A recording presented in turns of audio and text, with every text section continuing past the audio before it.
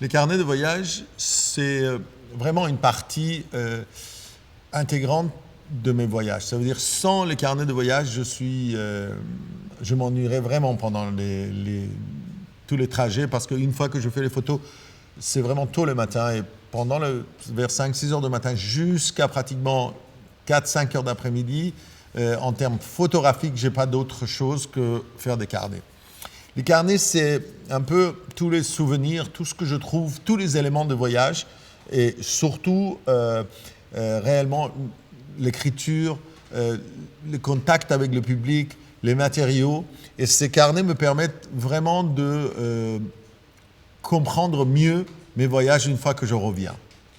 Et aussi, à partir de ces carnets, j'arrive vraiment à adapter mes tableaux, mes photos, même les vidéos que je fais, en repartant dans le carnet, en regardant les idées que j'avais dans ce carnet. Et j'avoue que c'est vraiment un plaisir immense de les regarder chaque fois, après chaque voyage, quand je regarde des carnets que j'ai fait il y a 30 ans, quand je vois l'ensemble des pages qui ont été envoyées par la poste et après je les remonte à Paris et que je regarde tout ce qui a été vécu, pour moi c'est un retour en arrière. Et aussi c'est vraiment agréable de les partager avec le public.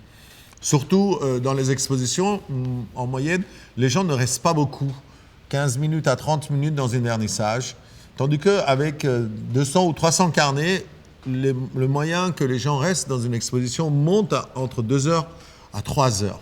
Ce qui fait qu'on partage avec des gens. Et aussi les carnets, il n'y a pas de triche. En réalité, dans les carnets sont faits vraiment avec sincérité, avec ce qu'on sent. Certains carnets, dont l'Iran, où je suis iranien, donc je retourne dans mon pays et je regarde, c'est vraiment avec de nostalgie, je vois quelques images de mes souvenirs à l'intérieur. Tous ces carnets seront exposés chaque année. Chaque année, il y a 25 de nouveaux qui arrivent.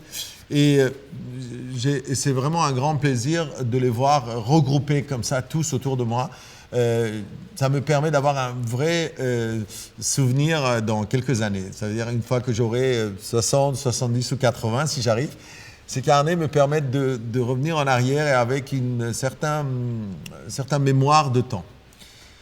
Les carnets de voyage ne sont pas à vendre et souvent les gens ils disent pourquoi. Et la raison est très simple, ces carnets sont là pour qu'on puisse apprécier les choses dehors d'aspect commercial et dehors d'aspect technique des choses. Aujourd'hui, tous les carnets vont être exposés dans les musées ou dans les grandes institutions parce qu'il faut vraiment beaucoup de place pour exposer les carnets. Et souvent, les carnets sont touchés par les gens et les gens aiment bien ça. Dans certaines expositions, on me demande de les protéger et mettre des socles en verre dessus, mais je ne préfère pas parce que j'estime que quand les carnets sont à la disposition des gens, c'est cette notion de toucher qui le rend agréable, c'est le fait qu'on les sent, le fait qu'il y a une odeur. Il faut que les gens sentent tout ça et ça, c'est très agréable. Et de plus en plus, mes carnets sont grands, de plus en plus, mes carnets ont pris du poids et de plus en plus, dans les pays où je vais, les carnets sont riches. L'Inde, surtout en Asie. Et par contre, tous les carnets qui sont faits en Europe et tous les carnets qui sont de la partie Amérique du Sud, ils n'ont pas le même aspect. En tout cas, j'espère pouvoir continuer à faire les carnets. J'espère que les gens puissent participer dedans. Et j'espère que, autant que moi, je prends du plaisir, les gens prennent du plaisir à regarder les carnets.